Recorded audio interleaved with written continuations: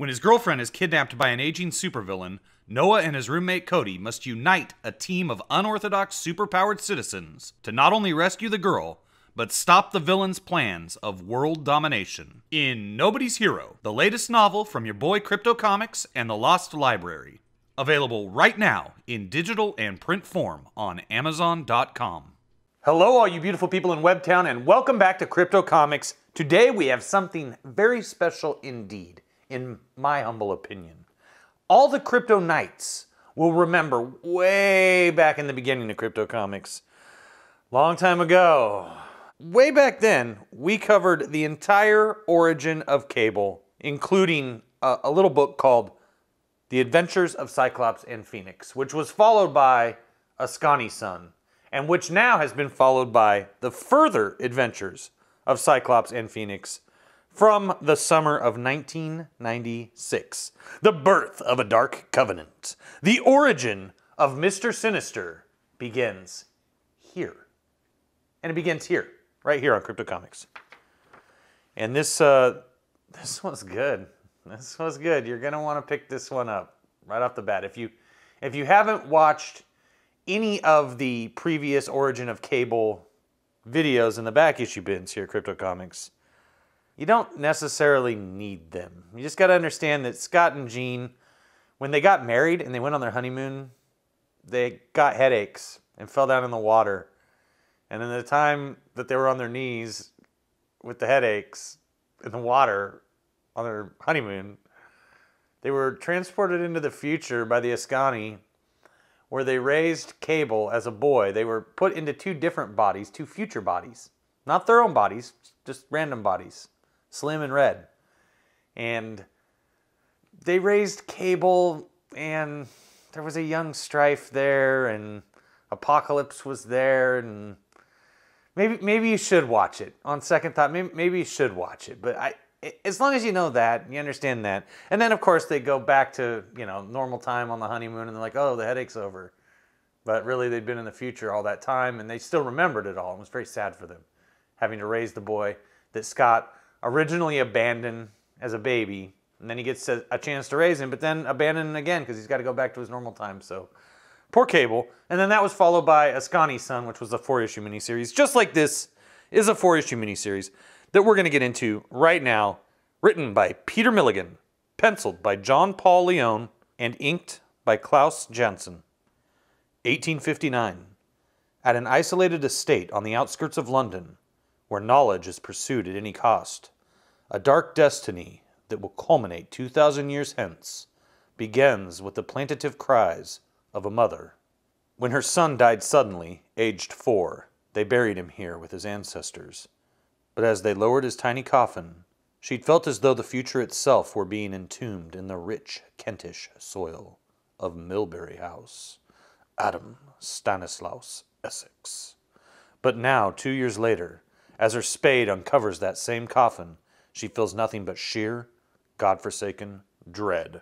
Stan Lee presents the further adventures of Cyclops and Phoenix, digging up the past. She wants to stop, wants this nightmare to be over, her life to be normal, her husband to be her husband. How pale he was on the day of the funeral, as white as a bridal gown, but no tears, just those empty eyes that spoke of such torment. The pain hits her hard, as though their baby were tearing at her very insides. She should stop, she thinks. This is madness. But she must go on.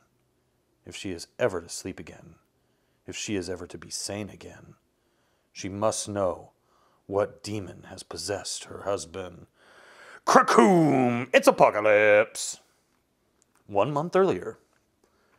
Oh, look, some kind of bone. Nathaniel, do look, it must be terribly old. Nathaniel, must you work every single hour God gives you? Nathaniel! He is Nathaniel Essex, regarded by some to be the greatest scientific mind of his generation, and by others as a dangerous man twisted by obsession. How she sometimes wishes he could be just a man. How she wishes he would let her into his world, occasionally. You shouldn't be exerting yourself, Rebecca. You should be resting. I am with child, sir, not an invalid. This book, The Origin of the Species, why do you read such a thing? Because, dear Rebecca, Darwin is a brilliant researcher. That thing, as you call it, represents a great scientific achievement, though it should be greater. Darwin is still shackled by too many moral constraints. But they are necessary if we are to maintain a civilized way of life. Science is beyond morality, and I do not need a woman to tell me otherwise. You're bleeding, Nathaniel. So I am, but I must go. I must give a lecture to those fools at the Royal Society if I'm to prevent my expulsion. But Nathaniel... What now, Rebecca? You didn't tell me about the bone. Merely a fossil of an ammonite, a kind of sea mollusk that died several million years ago. Forgive me, husband, but surely that is impossible. Father told me that Usher worked out from the Bible itself that the world started only 4,000 years before Christ. The Bible is wrong. There is no God. Though, if my theories are correct, some humans might, in time, evolve into gods. Hey, oh my sod, it's Earthworm Jim worming his way onto video cassette by Doug to Naple. Check out... I don't know if Doug's even around. Didn't he get, totally canceled now? Should have stuck with comics, kid. Keep the politics in the live streams, bud. Yep. I just like to talk about the comics mostly, and the politics a little, right? Just a little. We're going to talk about politics just a little in this comic review, actually. Funny that Doug to Naples should come up. Earthworm Jim, check it out on Indiegogo. Maybe right now, maybe not. I don't know his schedule for when he does Earthworm Jim and when he does Bigfoot Bill. But he's a good man. He's a very good man, and you should support him. Soon, a meeting of the Royal Society, London. With respect, Mr. Darwin is only partly correct. Evolution does indeed progress through slow incremental changes, but it also has the capacity to undergo rapid and startling transformations within the space of 1 or 2 generations. Moreover, I suggest we humans contain parcels of hereditary information. These parcels, which I humbly suggest we call Essex factors, carry the tribulations of the past and the potentialities of the future. When combined in the offspring of certain racially superior individuals, these parcels will, within 100 years or so, mutate.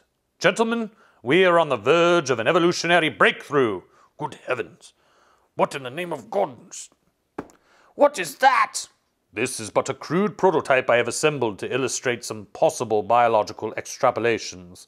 I have worked on human parts and fused these with anatomical regions of animals and other inorganic materials. Imagine the improvements on our present human form that are possible. I began with the lungs. Outrageous! An abomination! Throw the madman out! But surely science must be above such petty conventional modes of decency. This is the future! Poof! Cowards! If our forefathers had been as timid as you, we'd still be sitting in trees, eating berries and scratching each other's buttocks.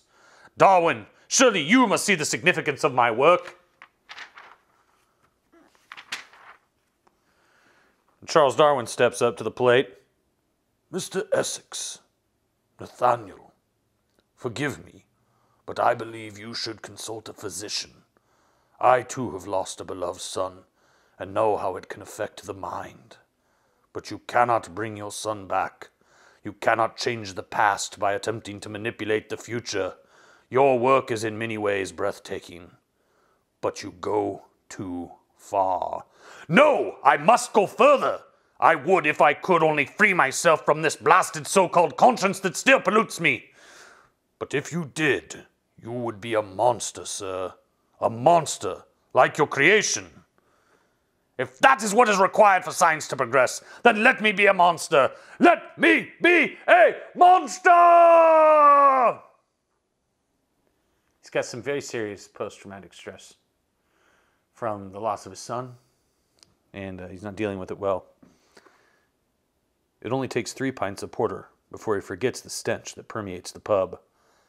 But though drunk, he still surveys the wretched crowd with a scientist's clarity, and he imagines a future where mankind will not be prey to cruel vagaries of evolutionary fate. A time when the species will diverge, the ones with the correct Essex factor leaving this rabble in the evolutionary gutter. Fancy a good time, Gav? I'll wipe that frown off your chin. Get away from me, you noisome harlot. I'm a married man. Excuse me, sir. The name's Tremble. Cootie Tremble. Reckon I've got something more suitable for a gentleman like yourself. A kind of circus. A special kind. Where you see creatures beyond your imagination. I doubt that. But you intrigue me. Where is this place? Where all the bestest things are found, sir. Perth, Australia with Risey Bloody Lee. No, that's not true. Underground. My God, what are they? Freaks and fools and all types of misshapen folk, sir. I collect them, and I'm doing a civic duty. This is the capital of the empire on which the sun will never, set, sir. Can't have these ugly breeders making the place look untidy. This child looks quite normal. That's Danny. He's all funny in the head, sir. Funny. He saw his parents killed by cutthroats. Ain't spoke a single word since. That's funny, ain't it?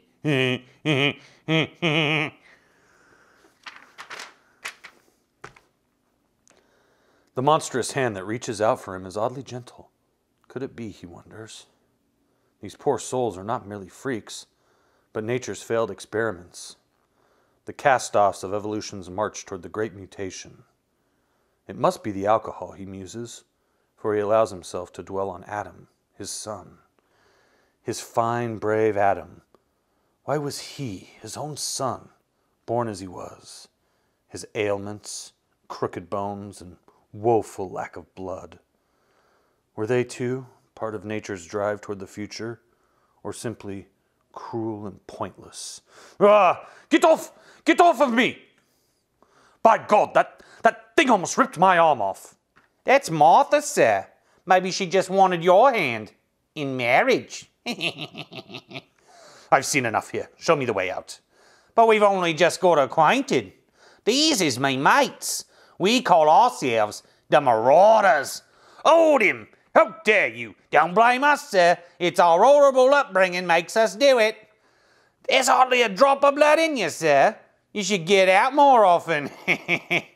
You want this? You want money? Take it all. But if you're as clever as you like to think you are, take this opportunity to improve yourself. Join my cause. Cause? What sort of cause? Why, the most sacred of causes. The causes of science. 2 weeks later, the Essex family cemetery is silent, save for the rustling of her skirts, the singing of sparrows, and the sound of her sorrow. Oh, Adam, he seems more gaunt and more distant by the day. I must tell you I fear for our future, when your new brother or sister is born. What's that commotion? Cautiously, she makes her way to the older part of the cemetery, where time has worn the names from the crumbling stones. Who are these horrible people? What are they doing outside Nathaniel's annex? From those crates, an almost human cry? What? Nathaniel, you startled me. What are you doing clambering through these bushes? You must take better care of yourself and our baby. I saw those people. They're delivering equipment for a new series of experiments. Ah, you've been picking flowers, much more suitable for a gentlewoman. They're for Adam. I like to talk to him. Talk to him? At his graveside. Is that so strange? I have so few people to talk to. The maids are too busy, and you... Of course, darling. I understand. It must be very tiresome for you. Now I really must get back to work. Tell the kitchen I shall not be requiring supper. Meanwhile, work continues on the sewers of London. Come on, Frankie boy. Put your back into it. Look here, Pat. Bleeding crack in the grave. Unbeknownst to those who live in the world above, below the streets of London is a cavernous chamber, which has existed for hundreds of years. Now, alien technology vibrates softly, shaking off centuries of dusty sleep, like a beast waking from its long slumber, waking to fulfill an awful destiny. What is it, Pat? It is the place of your final reckoning. Who are you? I am one whom nature has placed above all others, who has been tested by the strength of men and the ravages of time, and has proven fit to survive. Had they been strong, they would have attacked me in that first moment of consciousness. When disoriented by long years of hibernation, I am at my most vulnerable. But they were weak, and so were obliterated, as all must perish who stand in my way, for Apocalypse is risen! Soon, he has seen mighty pyramids rise from the desert, seen empires crumble to dust, the madness of kings and the butchery of generals, but never anything like this. The radiance that hangs over the city like a smoky nimbus. It is a sign, a luminous portent that the glorious hour of his ultimate supremacy over mankind is at hand. For as sure as the gaseous explosions of light chase the shadows from the winding streets of this strange citadel called London, so in this time, in this place, will he at last throw light onto his own true nature and his own true destiny. As the false daylight washes over him, he remembers other lights, other times. Ancient Egypt, a young slave called En-Sabanur helps heave an alabaster statue of the dark god Seth. All his life he has harbored dreams that belie his miserable position, a belief in his own innate superiority. No beating has ever broken this slave, nor injustice shaken his fierce will to live. The slave driver's whip is hot and hungry, yet even as the pain rages across his back, a strange glow bursts from his tortured features. An unspeakable power explodes from within, until Seth himself seems to address him. En-Sabanur, it is time to seize your birthright. You were not born to be a slave to other men, but a conqueror. Though unsure of the source of his power, En-Sabanur feels it roaring from his very soul. Slave and slave driver alike fall to their knees at the first manifestation of the being who in the fullness of time will rule the world under the name of Apocalypse! Oh my, what an ugly brute. Oi, kitty, cop a load of this freak of nature. Essex will pay a pretty penny for this one. Apocalypse lifts a hand, and one of the marauders is instantly transfixed. So you consider yourselves predators, willing to trample over the bodies of others in order to survive. There is strength in that, but know this. Oh my God, that ain't possible. He cracked his head and rips it off. I am not as other men. I am far more than that. Killed Billy with his bare hands. Henceforth, if you are to live, if you are to weather the coming storm, you must serve me. I think they're going to go for it, maybe. We'll find out. Bloody brute, that was my mate. Let's see how you like a bit of British lead up ya. No weapon devised by man, be it of the past 10 centuries or the next, can harm me. I, of all people, know the benefit of owning slaves. Slaves? Never. We're British. Britain never shall be. Silence! This Essex you speak of, why would he be interested in me? Tell him, Cootie. He ain't human. He ain't even French. No fear. Cootie Trimble takes orders from no one. Perhaps another lesson in obedience is required. Cootie Trimble, at your service, old master, sir. Meanwhile, the Gothic vaults of Westminster Abbey echo with the gentle refrain of evensong, as rich and poor alike bow before their god. But tonight the air is even more highly charged than usual, with an ineffable sense of the miraculous. Good gracious, the candles! What does it mean? Calm yourselves, surely 'tis only the wind. Be calm yourself, sir, for what wind is there inside a church? No ordinary wind, no ordinary power. The niche shines with an unearthly brilliance, and the radiant lady seems to hover for an age before falling to earth. A miracle! An angel! Jean Grey is only dimly aware of the worshippers who stare at her in devotion. What the X-Man codenamed Phoenix does register are her time-lost surroundings, and the fact that she is quite alone. Cover yourself, child. Huh? Where? Scott! From the high church of kings and queens to the low sewer of rats and squalor, the brilliance of the light is undiminished, as another figure seems to hover and fall. Let's do it like Dusty Rose, Daddy. Scott Summers, Daddy, you've dined with kings and queens, and you've slept in alleys dining on pork and beans.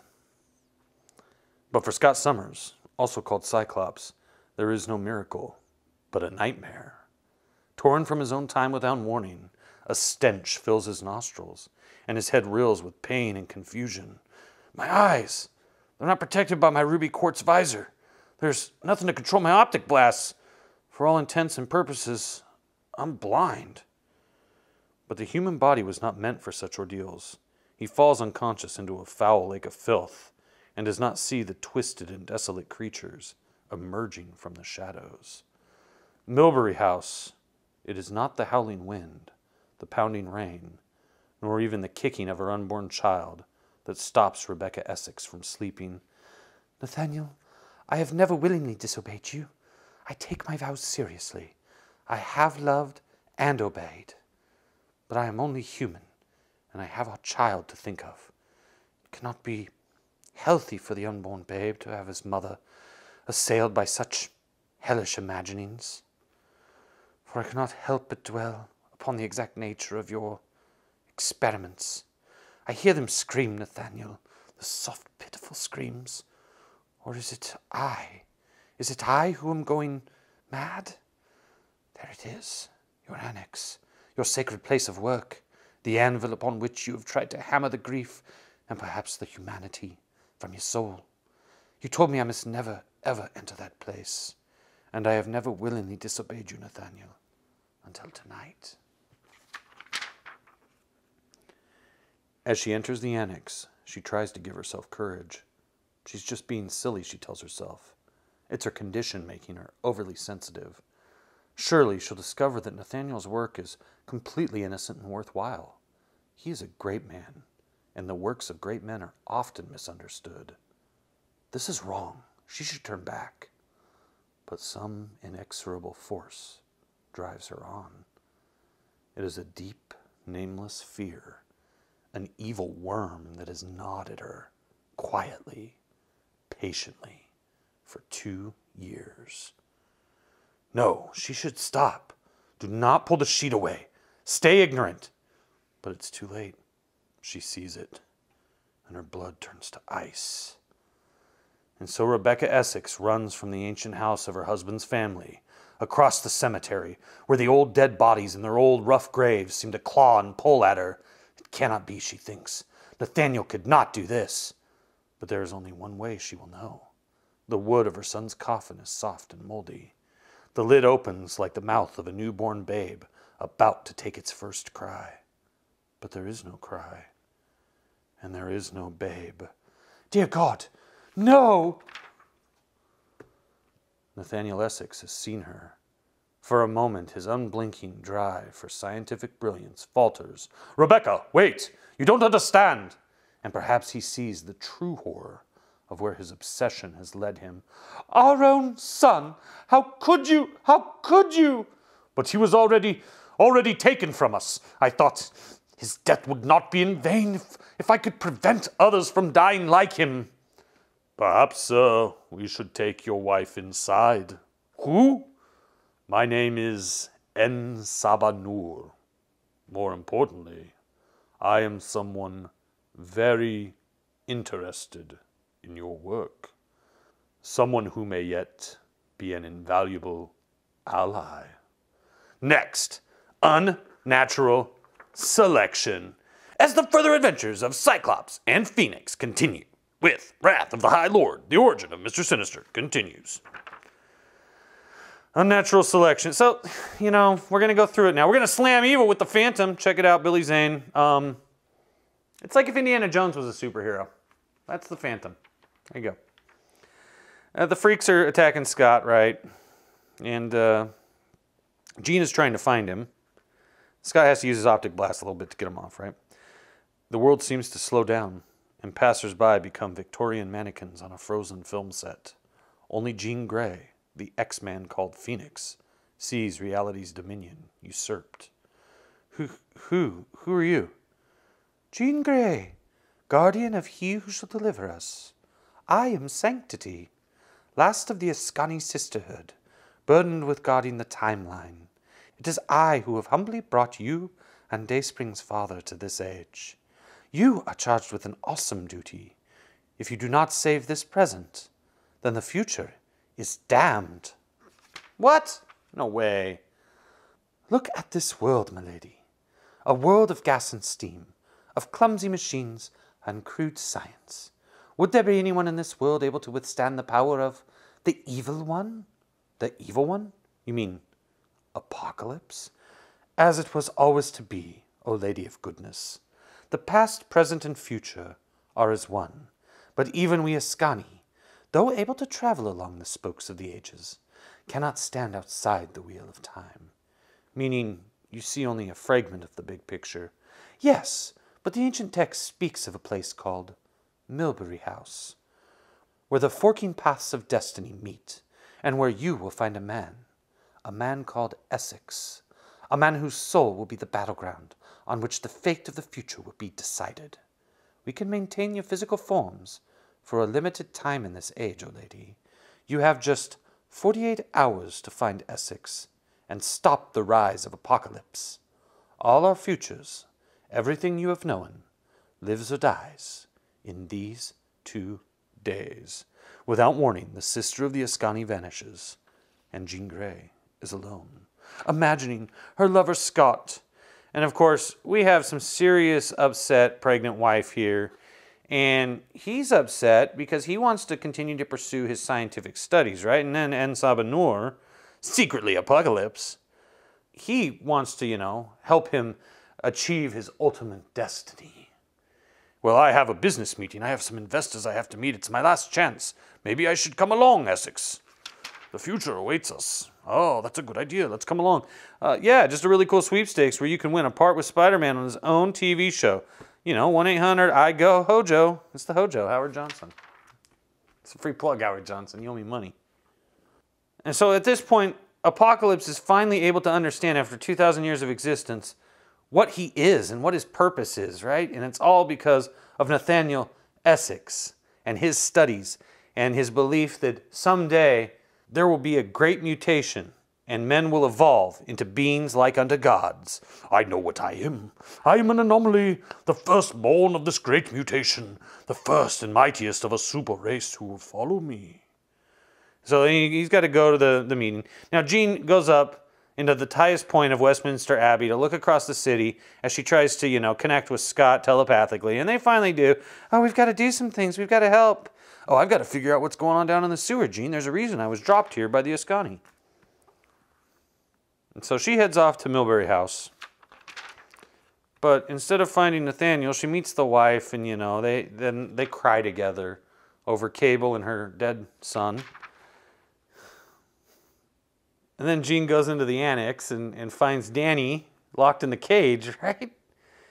And she helps him figure out, that it's okay to talk again, and learns that there's a Hellfire Club, and that's who Nathaniel Essex has gone to see.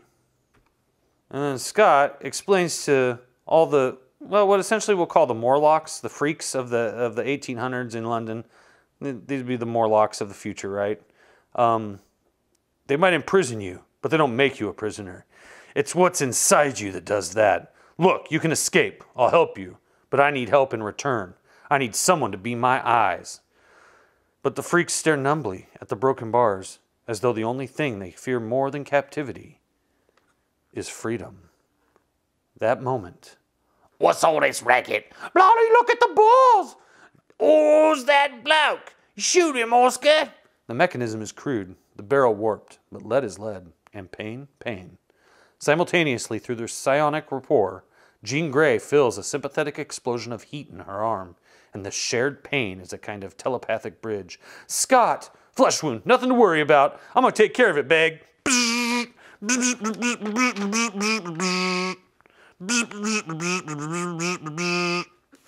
You know. Kill the marauder, get him, yeah! And he's at the Hellfire Club. And from the ashes of the global upheaval, the strong shall rise. The feebler specimens of humanity will be either destroyed or subjugated, with none of the pitiful mercy shown at the moment. Mr. Essex will be my first prelate, helping to control the master race, whose destiny is nearly manifest. My God, imagine being able to conduct my experiments on such a scale. Imagine the progress that could be made, unshackled by concerns of money or morality. Science for the sake of science. But the turmoil he speaks of, so savage, so inhuman. What place would there have been in such a world for my dear departed Adam? But wait, sir, do not dignify his rant with your intelligence. 'Tis nothing but the deluded ramblings of a lunatic. Lord Braddock, Mr. Shaw, gentlemen, in my desperation for your assistance, I allowed myself to believe this man was genuine. I apologize. So you should, Essex. He's a buffoon. We in the Hellfire Club have worked silently and effectively for years to achieve our aims. From what authority does this foreigner speak? Authority? I will show you from what authority I speak. The room falls silent as an incredible metamorphosis takes place. He's changing before my eyes. They laughed at me, mocked my theories of the Great Mutation. But this is living proof that I was right. I was right, and yet, look at this creature. Look at this monster. Is this my bright, pure future? Look upon the face of destruction, worms. Witness the true form of apocalypse. Because you meet in dark rooms, because you have money and influence, you consider yourselves strong. You are nothing but weak, complacent parasites. Once I knew a man who thought as you do, full of pride. He thought his so-called royal blood gave him power, but for more than 1,000 years he has been my slave.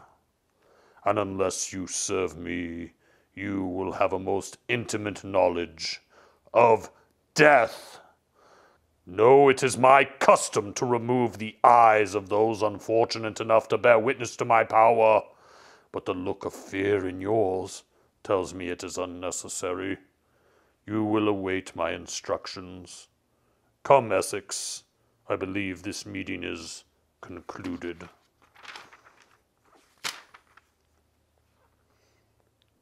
And then Scott and Jean finally meet up on a River Thames. Oh, I love you too. Look, sir, that's the other one I told you about.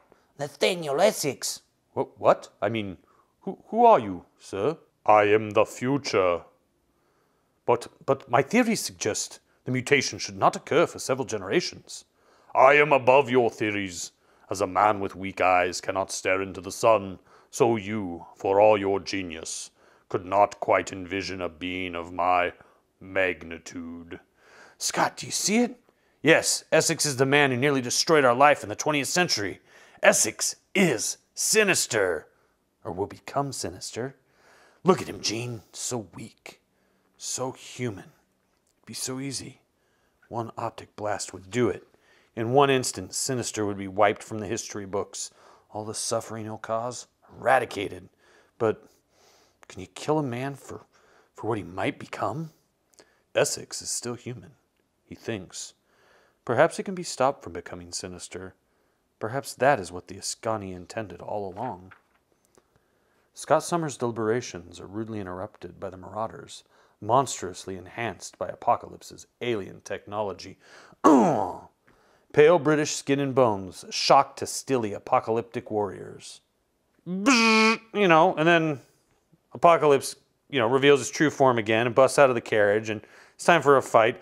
Long have I awaited another such as myself, stranger. Your might is truly glorious, but none may oppose me. Incredible, he's taking the brunt of my optic blast and it's barely holding him back. He kicks his butt and just is going to crush his head, basically. It is over. Whoever this creature is, he is a truly courageous opponent, but ultimately he is not fit, and so he must be destroyed. You're going to kill him? No, I have a better idea. I shall give him to you, Nathaniel Essex. To me? What would I want with this strange being? Do you forget your religion so quickly, Essex? Until now you have only worked in theory on pathetic freaks, dry bones, and dead fossils. Here is a living specimen of which you dreamed, that you can dissect, examine, understand. Merciful God, the way this young man and that woman looked at each other, just as Rebecca and I used to look at each other. But how can I refuse? I've worked towards this all my life. How can I not do as this monster says?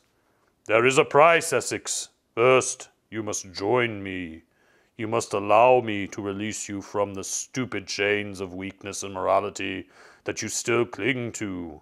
In return, I offer you the chance to follow your work to its end. Witness sights undreamed of. Usher in the new age you have foretold. I don't understand. Enough! You will give me your decision when next the sun sets. With that, the ageless conqueror and his minions are swallowed in a blinding flash, leaving a man alone to make a choice that will decide humanity's fate. And he walks home. And then, Gene, whoa, the origin of the species. Coming up next in The Further Adventures of Cyclops and Jean Grey, issue number 3, Birth of a Nightmare, Death of a Dream. So, he helps her out of the water, of course. And Jean tries to convince him that he should just go home to his wife.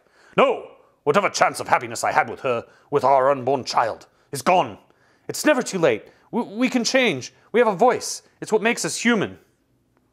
And then here's one last marauder. It's Cootie Tremble. And he just pops up for the fight. But Jean, of course, is going to save the kid.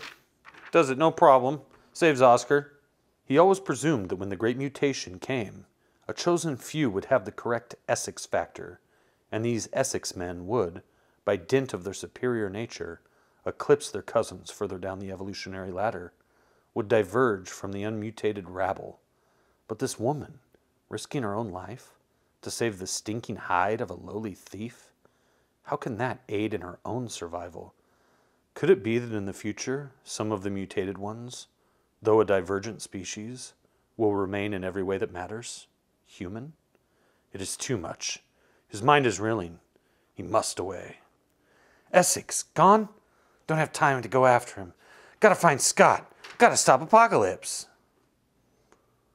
And of course, Apocalypse has Scott, and he uses his techno-organic body or egg machine he's been living in to create a new shield that's impervious to Cyclops' force beams, just right over his eyes, and he's blocked in. He can't do anything, right? Oh, look at those graphics. Nice. Experts. Be careful what you say to her. She's hiding a crossbow under that dress. I bet she is. It means something entirely different in the future. So Nathaniel Essex comes home, and his wife is dying. The child was prematurely born. It's dead. She's dying.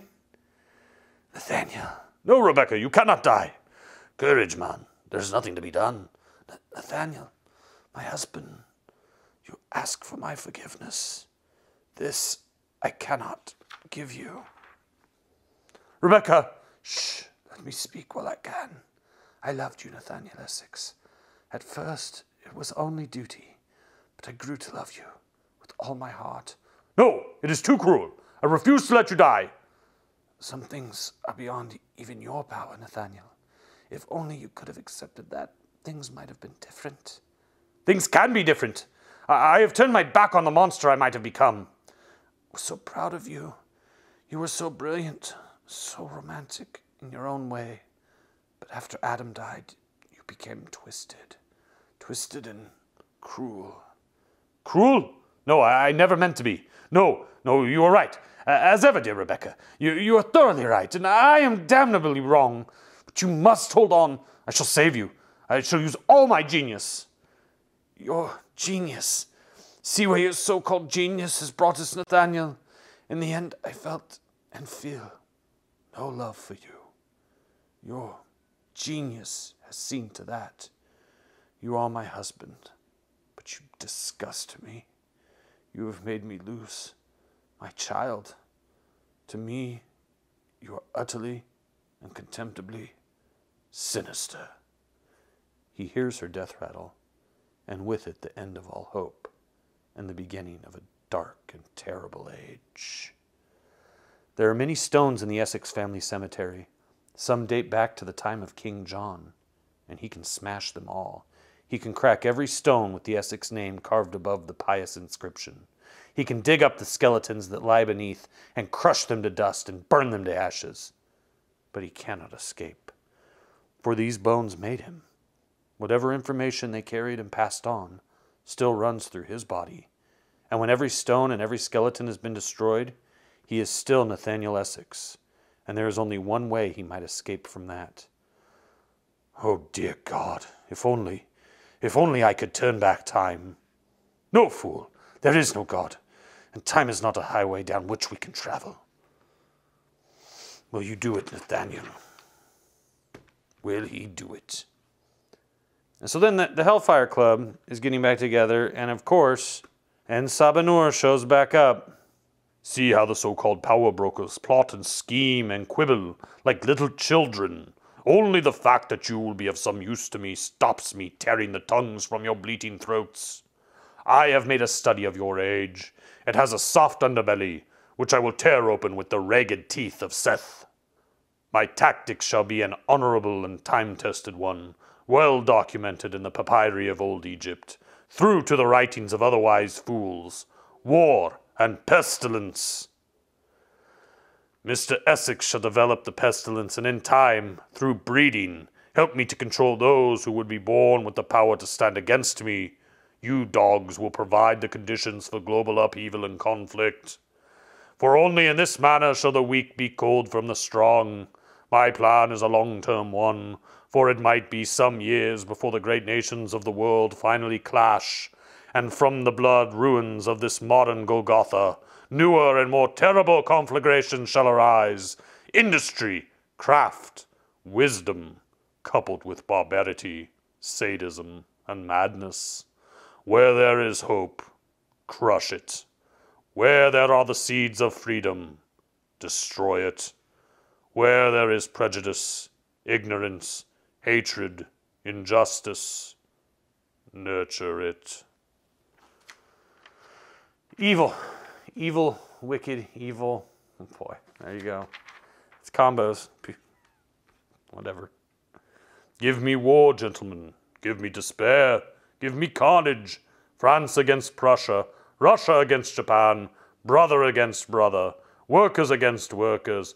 Whites against blacks. For the age of apocalypse, the era in which only the fit survive, begins now. I presume you will be at the vanguard of this movement? Leading the way? I do not wish to unite humankind against a common foe, so at first I shall stay in the background. When the planet is ravaged by war and disease, I shall appear like the reaping wind. You will await the signal for your work to begin. Your Greatness, how will we know this signal? Do not fear. You will know. You will know. An old sewer, and we gotta go back down into the sewer with Scott. No, I gotta save Scott. Oh, no. I'm gonna try to help you, Scott, but I gotta fight some guys first. I'm still trying to help you, but I'm fighting guys. Downhouse, home of Charles Darwin, the world-renowned naturalist. And so they're sitting around debating everything, right? Darwin, they didn't believe me, but I was right. What in heaven's name? Essex? Nathaniel? My God, man, what's happened? I have seen it with my own eyes, Charles. Seen the veracity of my theories. Our species moves toward the great mutation, and I have seen the future. The strong will be bad, the good not strong enough. You and I, Charles, we have helped kill off the old gods, but there will be new ones, and these gods will be made in our own twisted image, and the worst of them will be cruel. So very cruel. Is it Rebecca? The child? Do not speak of Rebecca. Do not speak of the child. They were things of love and goodness, and they withered and died at my touch. And now I cannot exist with this intolerable burden, this fierce pain that consumes me. Tonight I join Rebecca and my 2 children, in sure and certain hope of nothing but an eternity of thankful oblivion. I leave the future to you. You are welcome to it. Nathaniel, this is madness. Let me help you. As he turns and looks back at the biologist, he sees 2 of Darwin's children, woken by his raised voice. They stand blinking in their nightgowns, and he wonders at their innocence, unsullied by the filth of experience. And he thinks of other children like them. He thinks of them growing, as his own children might have. And then he thinks of Apocalypse. Apocalypse. Is that Keanu Reeves and John Wick? Could be. Apocalypse. As I suspected, this is the weakness, the evil of weakness, that would brand our kind unfit to survive. I anticipated that she would return for you, instead of abandoning you as any more highly developed creature would. And so I primed my stronghold to be ready. So yeah, she's just gonna do it all, right? And he agrees. Enough! I made you an offer, Essex. I will enhance you in every way. You will be free from the yokes of weak human morality and mortality. Your body will be strong and malleable, but in return I demand obedience. And my answer is yes. Bum, bum, bum. And then the freaks find Oscar. He kept us in a cage. Let's kill him. Wait. I learned to be a civilized man from those 2 time travelers. You learned to be civilized too. Let's be friends together and rescue him. All right, let's do it, mate. Meanwhile, the plague percolates slowly in a chamber of Apocalypse's stronghold. Its lethal ingredients are designed to paralyze the higher, evolved functions of the brain, needing only a touch of sinister genius to be complete. And the man known as Nathaniel Essex willingly undergoes a harrowing transformation.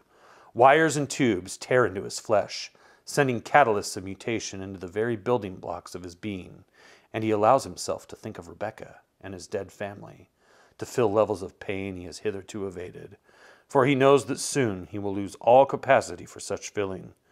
As a sea mollusk slowly evolves a shell to protect itself against harm, so will Essex develop this metaphorical shell to protect himself from such agony. Finally, the preparations are complete. The final stage ensues. But first, as you shed your old self, you must also lose your old name and choose a new one. There is no doubt, no hesitation. He remembers the last word that his dear Rebecca spoke to him. Sinister.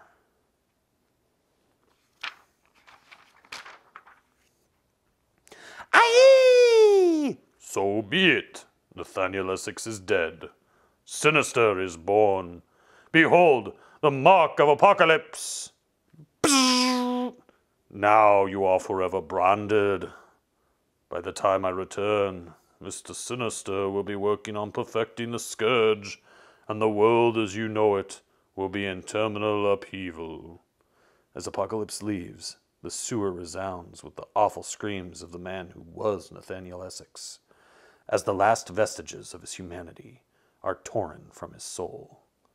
And Scott Summers, knowing he has failed to turn the course of destiny, puts in a superhuman effort to burn away the material around his eyes. Scott! Tried to blast through with everything I've got, but it's no use. This helmet, it's made of ruby quartz.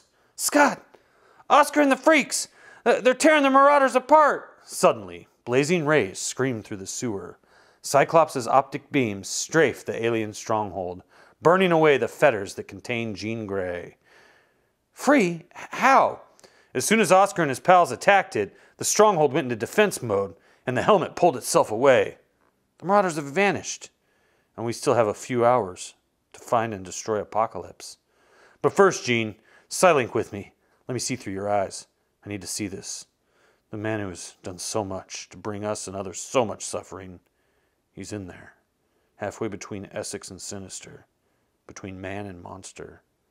What can we do? Scott, the chamber, it's opening.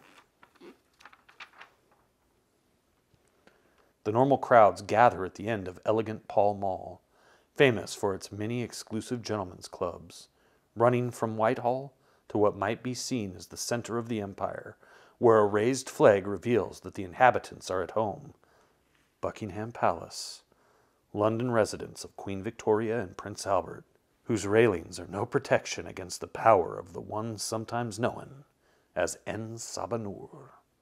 For today the king and queen shall die, and tomorrow the age of apocalypse is born.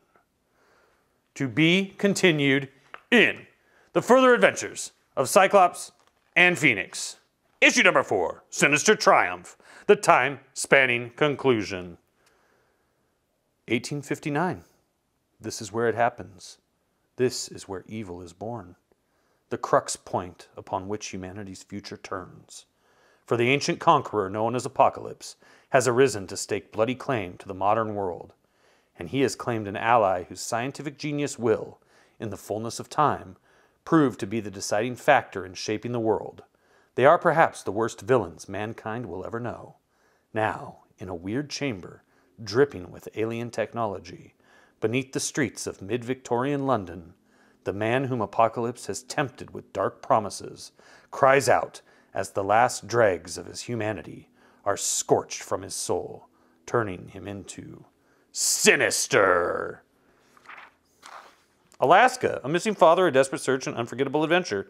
At theaters soon. Never even heard of it. And so, he comes out, but he's having none of the blast. I can't do it. I want to kill him, but I just can't do it yet. Oh, I'm so weak. I'm Scott Summers. I'm a little wimpy boy. But Risey Lee loves me. Me. I do believe I have undergone what amounts to an industrial revolution of the mind. That's an inside Marvel joke for all the old school Marvel fans. You know that, Industrial Revolution. Blessed ice flows in my veins. The fierce light of clarity burns in my eyes. Nathaniel Essex, whose moral baggage prevented me from reaching the highest summit of knowledge, is no more. I now take my first step as Mr. Sinister. I should have killed him on the last page, Gene, but I'm such a wimp. To blazes with right and wrong. He actually says that, to blazes with right and wrong. That would have made you as evil as he is. You would have traded your soul to get what you wanted. Maybe that's a price I should have been willing to pay for the sake of all the lives that Sinister will destroy. Oh, if only Storm was here to take care of business as the real leader of the X-Men. You, soy boy, intrigue me. You wanted me dead. For some reason, my living seems to affect you in a most negative manner. Why did I start giving him Apocalypse's voice? If that is the case, of course you should have me. Perhaps you are tainted by the same sentimental poison that afflicted the man called Essex. You're the one who's tainted, Sinister. You willingly allowed whatever humanity you had to be carved out of you, all for the sake of your precious science. That's insane. No, that's progress. Shrek! We're going to read this one more time and reflect on politics today. I told you we were going to get a little political earlier, like 30 minutes ago. You're the one who's tainted, Sinister. You willingly allowed whatever humanity you had to be carved out of you, all for the sake of your precious science. That's insane. No, that's progress. You're the one who's tainted, Fauci. You willingly allowed whatever humanity you had to be carved out of you, all for the sake of your precious science.